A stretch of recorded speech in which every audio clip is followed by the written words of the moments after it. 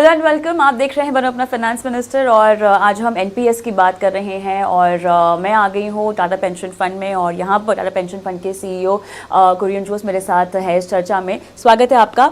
NPS की पाठशाला लगातार हम लेकर आते रहते हैं, लेकिन टैक्स सेविंग का क्योंकि माहौल है सब जगह और ऐसे में एनपीएस को लोग बहुत ज़्यादा प्रेफर करते हैं, अधिकतर इसीलिए क्योंकि आपको टैक्स का फ़ायदा मिलता है। ओवरऑल मेरे ख्याल से 2 लाख जो कि आप लगा सकते हैं और अगर आपका एम्प्लॉयर दे रहा है तो उसका भी आपको बेनिफिट मिलता है। लेकिन इसके अलावा भी एनपीएस को कैसे देखना चाहिए, बहुत सारे बदलाव हुए हैं हाल ही में इसको इन्वेस्टर फ्रेंडली बनाने के लिए और मेरे ख्याल से कुरियन अभी इस पर एलैबोरेट भी करके बताएंगे। तो जो इमीडिएट बदलाव हुए हैं, प्रोडक्ट को थोड़ा सा और लचीला बनाया गया है, वो क्या क्या है? थैंक यू कविता, बहुत शुक्रिया हमारे साथ जुड़ने को। ये एनपीएस एक ऐसी प्रोडक्ट है जो आपने कहा कि ये टैक्स सेविंग सीजन है। ये एक्चुअली एक all saving all time product है, बट लोग क्या कहते हैं ना कि वो एक इनर्शिया है कि हम लास्ट मोमेंट तक हर चीज़ को रखते हैं। तो इसलिए जैन फेब मार्च वो एक सीज़न है कि उसके बाद ऑप्शन ही नहीं है, बिकॉज जनवरी में आपका एचआर का मेल आ जाता है कि आपके सेविंग्स दिखाइए। सो देन सब लोग भागते हैं, हाँ एफडी एलआईसी का जो भी इंस्ट्रूमेंट है टैक्स सेव करने का, उसके लिए भागते हैं। तो सब वो pushing everything to the last moment, इसमें Jan Feb March tax saving में होता है। But having said that and हम लोग पूरी तरह विश्वास करते हैं कि ये एक all citizen all season fund है जो हमेशा अप्रैल से मार्च तक इन्वेस्ट करना चाहिए। But since you are on this tax का, तो ये होता ये है कि जब वो सीज़न आता है एंड वो जो पीएफआरडीए कोशिश ये कर रही है कि ज़्यादा से ज़्यादा लोगों को ये मैसेज पहुंचा सके कि ये एक प्रोडक्ट है जो आपके लिए अच्छी है। राइट। एंड वो जो आपको स्टार्ट करना है, you have to start young, because वो the amount of time that you're able to spend in this particular product वो आप तभी कर सकते हैं जब आप उसको यंग स्टार्ट करें। तो जब पीएफआर जो प्रोडक्ट है वो 18 साल की उम्र पे आप इन्वेस्ट कर सकते हैं, 18 से 70 साल तक का इन्वेस्ट कर सकते हैं। बट जो एक नया जो नौकरी लगी है, जिसको जो 20 साल 21 साल 22 साल का है, वो सोचता है कि मुझे कैश इन हैंड चाहिए, मेरे ईएमआईज़ है, मेरे सैलरीज़ है, बच्चों की पढ़ाई है, मुझे पेरेंट्स का देखभाल करना है। एंड वो हमेशा सोचता है कि इसके लिए मेरे पास वक्त है। और वो वक्त आते आते 30 35 40 साल तक हो जाते हैं। उसके बाद आपके पास वक्त तो है, बट वो जो कैपिटल मार्केट को जो उस पर काम करके उसको जो ग्रोथ कर सकते हैं, वो उसके लिए आपको टाइम रहता नहीं है। तो पीएफआरडीए ये कर रही है कि उसको थोड़ा capture the imagination of the youth. तो जो अभी रिसेंट वो इन्होंने इंट्रोड्यूस किया है क्यूआर कोड। ना क्यूआर कोड एक ऐसी चीज़ है जो every youth is just has जिसके पास भी स्मार्टफोन है, वो एकदम स्कैन करके पेटीएम हो, गूगल पे हो, सीधा स्कैन करा और खर्च कर दिया। तो जो अगर किसी को लगा कि इट इज़ सो सिंपल कि बच्चे मुझे स्कैन करना है और मैं इन्वेस्ट कर सकता हूँ, इसलिए उन्होंने क्यूआर कोड इन्वेस्ट करा है, स्टार्ट किया है for people who have a demat account. ठीक है। दूसरा जो एक उन्होंने एक वो किया है, this is not for the youth, कि अगर 60 की उम्र पे अगर आपको पैसा पूरा निकालना पड़ा तो वो एक मुश्किल हो जाता है, बिकॉज आपने निकाल तो लिया पैसा, बट उसको करें क्या? बिकॉज वो उसमें आपको जो टैक्स एडवांटेज मिलते हैं वो 60 का मिलता है, उसके बाद आप निकालते ही आपका टैक्स एडवांटेज खत्म हो जाता है। तो पीएफआरडीए ने ये एक विशेष एक फैसिलिटी दिया है कि आप उसको 75 साल तक एनपीएस के सिस्टम में रख सकते हैं। एंड सिस्टमैटिक लमसम विड्रॉल करके है, जो आप एक मैंडेट दे सकते हैं कि मुझे हर क्वार्टर, हर मंथ, हर क्वार्टर, हाफ ईयर, साल में आपको कैश फ्लो मिलता रहे। तो आपके वो 60% का जो आपके लिए ईई है। जी, ठीक है। तो आपके पास 2 कैश फ्लो हो गए।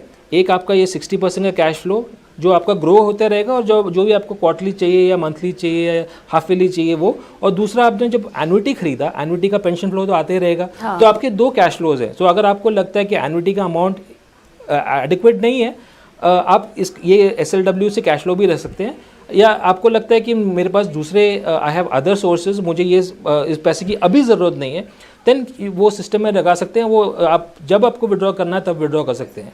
सो वो एक फैसिलिटी उन्होंने दिया है एसएलडब्ल्यू का।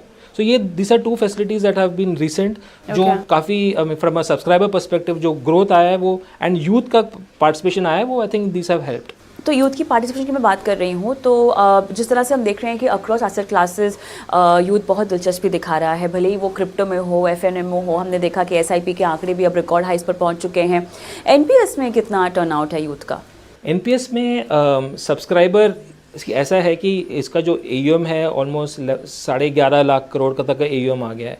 इसमें यूथ इसका डेटा इतना कल आउट करना थोड़ा मुश्किल पड़ रहा है, बट जितना हमको डेटा मिलता है almost 35% of this AUM is coming from people which are lesser than 35 years, which is a good thing to happen, because काफ़ी लोग बोलते हैं कि नहीं, I'm too young to invest, but काफ़ी लोग ये भी समझ गए कि काफ़ी लोग इसको टू यंग टू इन्वेस्ट भुगत चुके हैं, and then they realize if I can go back 20 years and invest. तो ये काफ़ी लोग समझ जाते हैं कि ये ना वो इन्वेस्ट करके वो जो कहते हैं ना compounding which is the 8th wonder of the world, अगर आप उसको थोड़ा टाइम दें, बिकॉज हम थोड़े नंबर्स देख रहे थे, अगर आप 25 साल पे 5,000 रुपये महीने का डालें और 8% पे अप्रिसिएशन हो, you end up by 60 making about 4 crores of money, 4.2 crores of money. We can look at any table. वो 25 का आप 30 पे स्टार्ट करोगे, वो the amount that you need to become gets less than almost 70%. तो वो हम लोग जब लोगों से बात कर करके after some time people see it on the in a table कि ये एक्चुअली हो रहा है, तो कुछ लोग देखते हैं कि समझ जाते हैं कि ये इन्वेस्ट करना चाहिए. प्लस काफ़ी सेगमेंट का गवर्नमेंट का सेगमेंट जो गवर्नमेंट नौकरी में आते हैं, उनको they don't have an option, they have to compulsory invest in NPS. तो काफ़ी सेगमेंट उनका भी आ जाता है. So 20 to 35 there is a good increase in people. सरकारी कर्मचारी की तरफ से, सरकारी कर्मचारी वो सेंट्रल गवर्नमेंट और स्टेट गवर्नमेंट वाले ऑल्सो. लेकिन कुरिन, अब सवाल यहाँ पर यही होता है कि आप जिस यूथ की बात कर रहे हैं, जेनजीज की बात कर रहे हैं, उनके पास अक्रॉस एसेट क्लासेस बहुत सारे इंस्ट्रूमेंट्स हैं पैसे लगाने के लिए. आप लगातार क्रिप्टो को देखिए, रिकॉर्ड हाई बनाता जा रहा है. ठीक है, अगर हम बिटकॉइंस की बात करें, ETF भी आ गया है अब तो. FNO में हालांकि रेगुलेटर भी बहुत स्ट्रिक्ट है, डिस्क्लेमर्स लगाने होते हैं हमें भी, और जहाँ पर देखा है नुकसान बहुत ज़्यादा बढ़ता है. एक तरफ इस तरह के प्रोडक्ट्स हैं, क्रिप्टो तो खैर अनरेगुलेटेड है और हमारे देश में है भी नहीं, लेकिन दिलचस्पी लोगों में है, और जहां हम देख रहे हैं कि पूरी दुनिया उस ओर जाती हुई दिखाई दे रही है, तो कहीं ना कहीं आप भी अट्रैक्ट हो जाएंगे क्योंकि आपके पैसे जल्दी बन रहे हैं. एक तरफ ऐसे प्रोडक्ट्स है, एक तरफ NPS है, तो तुलना करना शायद गलत हो सकता है, लेकिन क्यों ना कोई उस तरफ देखे बजाय यहाँ के. जो क्रिप्टो करेंसी है ना, वो सब एक्साइटमेंट है, कुछ दिलचस्पी है कि कुछ नया आया और लोगों ने 100%, 1000%, 12%, 1200%.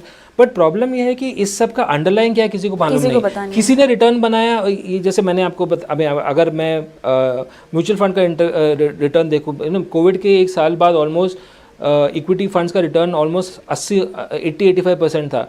अगर वो देख के अगर कोई नया आए तो he will be most disappointed ना, क्योंकि आप पुराना ट्रैक रिकॉर्ड देख के नए इन्वेस्टमेंट कर रहे हो, उसका ऑन एन एवरेज 10-15% बन सकते हैं. बट ये क्रिप्टो में यही हुआ है कि लोगों ने देखा, लोगों ने 2000% रिटर्न बनाया. अंडरलाइन क्या है पता नहीं, हाँ वर्ड टू माउथ में फैलता गया, तो उन्होंने इन्वेस्ट कर दिया, और and most people have burn their fingers also. Regulation भी नहीं है, रेगुलेशन बिल्कुल नहीं है. बट इसमें क्या है कि NPS इज एक चीज कहता है ना, वेरी बोरिंग, डल बोरिंग, जो ट्राइड एंड टेस्टेड है, जो बोलते हैं इन्वेस्टमेंट्स होती भी है. हाँ, जो इन्वेस्टमेंट होनी चाहिए, प्रेडिक्टेबल होनी चाहिए, ड्राई एंड डल होनी चाहिए, कि मुझे मालूम है कि इन्वेस्ट किया तो मुझे ये पैसा मिलेगा, ये इन्वेस्ट हो रहा है कंपनी के नाम पे, मुझे पोर्टफोलियो दिखती है कि मेरी पैसा मैंने ये कंपनी में डाला है, जो कंपनी के इंडिया के बेस्ट 200 कंपनियों में है, तो ये कंपनी कहीं गई नहीं. हाँ. मुझे कैपिटल मार्केट जब इन्वेस्ट GSEC में करता हूँ, दूसरा गवर्नमेंट ऑफ इंडिया सिक्योरिटी है, स्टेट गवर्नमेंट इन्वेस्टमेंट्स है, कॉर्पोरेट बॉन्ड में भी AAA.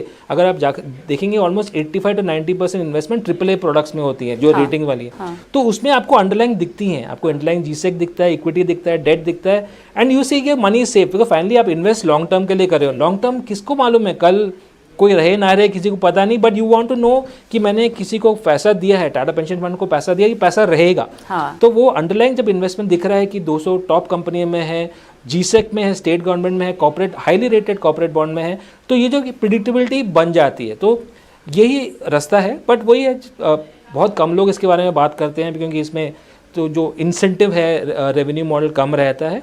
बट जो लोग समझ रहे हैं, एंड अभी एक तरफ से अच्छी तरफ से एक पुल भी आ रहा है कि टैक्स सेविंग में एक पुल आता ही है, बट एक जो देखने को आ रहा है कि काफ़ी लोग इसके बारे में जानते हैं, एटलीस्ट सुना है कहीं, तो एटलीस्ट जब बात करते हैं it's not a shock for them. हाँ हाँ. तो अब हम स्कीम्स की बात कर ही रहे हैं, लेकिन उससे पहले जो एक आम सवाल जो पूछते हैं दर्शक, वो ये है कि पेंशन फंड मैनेजर्स करते क्या हैं. ठीक है, तो जो स्कीम्स की आप बात कर रहे हैं, वो उसमें आप कैसे मैनेज करते हैं, कुछ बताइए, एक रोल बताइए आप, क्योंकि आपको एक पैसे दे रहा है निवेशक, पैसों को आप कैसे लगा रहे हैं, कहाँ लगा रहे हैं. तो अगर पेंशन फंड में 4 एसेट क्लासेस है, वेरी सिंपल. इक्विटी है, GSEC है, कॉर्पोरेट बॉन्ड है, और ऑल्टरनेट इन्वेस्टमेंट्स है. ऑल्टरनेट इन्वेस्टमेंट में आप 5% से ज़्यादा लगा नहीं सकते. इक्विटी में आप सो इधर भी Tier 1 Tier 2 है. Tier 1 में आपको टैक्स एडवांटेज मिलता है, खाते Tier 1 Tier 2. सो टीयर 1 में आपको टैक्स एडवांटेज भी मिलता है और टीयर 1 में आप 75% से ज़्यादा इक्विटी में लगा नहीं सकते। तो अगर आपके 100 रुपये है, 75 रुपये आप इक्विटी में लगा दें, 25% आपको जीसेक या कॉर्पोरेट बॉन्ड में लगाना ही पड़ेगा। तो अगर कोई पैसा जो सब्सक्राइबर है मुझे फंड मैनेजर के तौर पे मुझे पैसा देता है और मेरे को इक्विटी में इन्वेस्टमेंट करना है, तो मैं टॉप 200 स्टॉक्स पे ही इन्वेस्ट कर सकता हूँ। तो अगर मार्केट कैपिटलाइजेशन देखे जाए तो इट इज़ 100 लार्ज कैप और जो मिड कैप जो स्पेस है जो अगले 150 है उसमें से सिर्फ टॉप 100 में इन्वेस्ट कर सकता हूँ। सो टॉप 200 स्टॉक्स है, ये हर 6 महीने में ये लिस्ट एनपीएस ट्रस्ट से आता है, उसी बेसिस पे मैं 200 कंपनी में ही इन्वेस्ट कर सकता हूँ। This are the largest market capital, so again बड़ा सेफ है। उसके बाद जीसेक आता है, जीसेक में मैं गवर्नमेंट सिक्योरिटीज़ में डाल सकता हूँ या एसडीएल में कर सकता हूँ या गवर्नमेंट गारंटीड बॉन्ड्स में कर सकता हूँ, again the safest possible. But इसमें भी ये सेफ्टी के बावजूद 10 से 11% रिटर्न बन रहा है। So I mean much better than what an FD would give you, जो 8% 7-8% depending upon the time frame.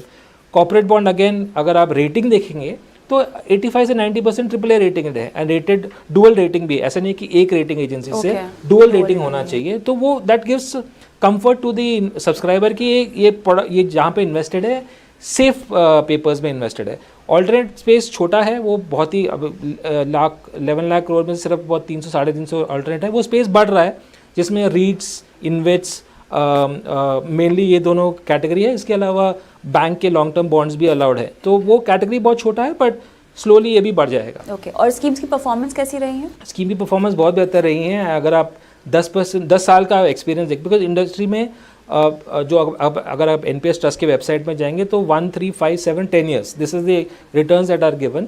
अगर आप 10 साल which is the long term, आपका ऑलमोस्ट इक्विटी में 15% रिटर्न बना है, जीसेक में about 11% रिटर्न बना है, कॉर्पोरेट बॉन्ड में about 9% बना है। And this is been the trend if you look at long term 5, 7, 10, 15 से 18% रिटर्न आपका जीसेक इक्विटी में बनेगा, जीसेक में 10 से 11, कॉर्पोरेट बॉन्ड में 9 to 10, and that is function of spreads as well. Recent 1 year में ऑलमोस्ट इक्विटी में almost 37% return बना है and that is because this been big rally. And this rally अगर देखेंगे काफ़ी रैली आपका स्मॉल कैप और मिड कैप में है जो जिसमें हम पार्टिसिपेट नहीं कर सकते, फिर भी उसके बावजूद 37% return banana is a great thing. तो हमने भी इक्विटी में बहुत अच्छा किया है एंड जीसेक और इक्विटी में 1 ईयर में about 11% एंड कॉर्पोरेट बॉन्ड में about 9% रिटर्न बना है।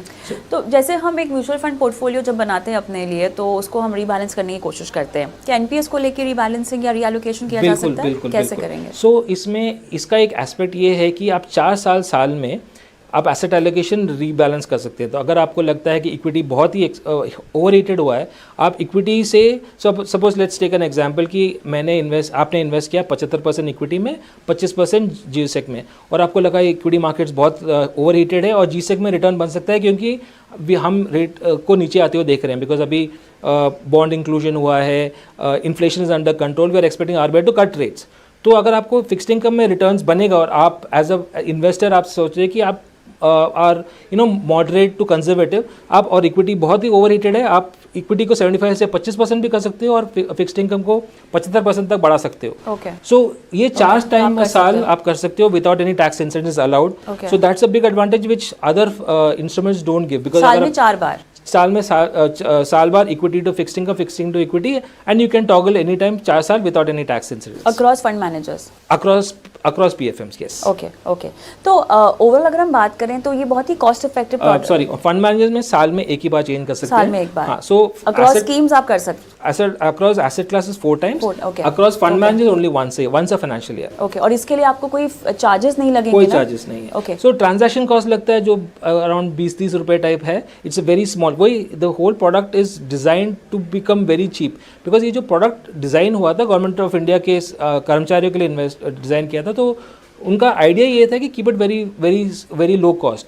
अभी भी जो आया है जो 9 बेसिस और पूरा कॉस्ट 20-25.25% से ज़्यादा लगता नहीं है, and a larger value it's about 15 basis to 25 basis, तो उसमें भी कॉस्ट बहुत ही कम लगता है। सो और अगर हम टियर 2 और टियर 1 को देखें तो इसमें से ज़्यादा टियर 1 आ रहे होंगे बिकॉज या almost 99% of the money is tier 1 only. Tier 2 में प्रॉब्लम ये है कि उसमें टैक्स एडवांटेज कुछ मिलता नहीं है। टियर 2 में बेनिफिट ये है कि उसमें कोई लॉक इन नहीं है, आप कभी भी पैसा डाल सकते हो, निकाल सकते हो, आपको लो कॉस्ट का बेनिफिट मिल जाता है, गवर्नमेंट ऑफ इंडिया स्कीम का बेनिफिट मिल जाता है, कभी भी पैसा निकाल सकते हो। टियर 1 में ना एक जो मेरे को हमेशा पुशबैक मिलता है कि मेरा पैसा 60 साल तक लॉक्ड इन है। हाँ एग्जैक्टली। अगर आप मुझसे पूछे, मैंने कहा this is the best advantage of this, retirement है आपका, रिटायरमेंट है। और ये एक फिलेट शेडेड फॉरगेट प्रोडक्ट हो गया ना कि जिसको मुझे मालूम है मैं पैसा निकाल नहीं सकता, मैं उसमें से पैसे निकालूंगा नहीं। और जहाँ पे मुझे मालूम है कि पैसे निकाल सकता हूँ तो मैं निकालूंगा ना। It's a normal human tendency.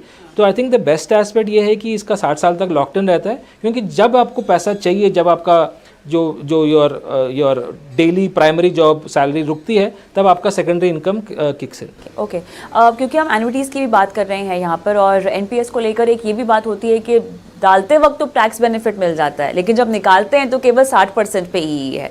इसमें कोई बदलाव हो सकता है क्या? ये तो या कोई मांग है? मांग तो डेफिनेटली है। क्योंकि काफी लोग कहते हैं कि 60% तो आप निकाल सकते हैं, 40% का नेसेसरी कंपल्सरी एनुइटी खरीदना पड़ता है। बट अगर आप इसका जो कंसेप्ट देखिए, द कंसेप्ट क्या था है कि somebody gets a lifelong pension. Lifelong pension का आपका ऑप्शन यही है कि you need an annuity, and an annuity has to be bought by an insurance company. So from a concept perspective, there is no other option. You have to buy an annuity. अभी यही option मिला है कि आपको 60% आप tax free निकाल सकते हैं, 40% जब आप एनुइटी खरीद रहे हैं वो भी टैक्स फ्री है, आपको कोई जीएसटी पेमेंट नहीं है। जो एनुइटी का जो पेंशन आता है मंथली, उस पर टैक्स लगता है। So in a way this is the only product which gives you tax exemption at the time of investing. आपको 80C का बेनिफिट मिलता है, 80CCD1 भी जो 50,000 रुपये है, और जो लोग जो 80CCD2 का बेनिफिट भी लेते हैं जो कॉर्पोरेट मॉडल पे है, उनको 7.5 लाख तक का बेनिफिट मिलता है। So that total advantage up to 9.5 lakhs, जो बहुत कम लोग जानते हैं, बट जो लोग जानते हैं वो इमीडिएटली जकड़ लेते हैं उसको। और दोनों टैक्स रेजिम में, दोनों टैक्स रेजिम में, तो 80C और 80CCD1 भी ओल्ड टैक्स से निकल गए हैं। 80CCD2 जो कॉर्पोरेट एनपीएस है वो ओल्ड और न्यू दोनों में है। ऑलराइट, लेकिन ये एक लौता आपके लिए वो नहीं होना चाहिए रीज़न या वजह एनपीएस में पैसे लगाने के लिए, और क्यों आपको लगाना चाहिए एनपीएस में रिटायरमेंट के लिए, ये हमने समझा है कुरियन से। तो उम्मीद करते हैं कि एनपीएस को लेकर अगर और भी कोई सवाल है तो आप हम तक ज़रूर पहुँचाएँ। और इसी के साथ बहुत बहुत धन्यवाद आपका शिरकत करने के लिए शो पे। धन्यवाद।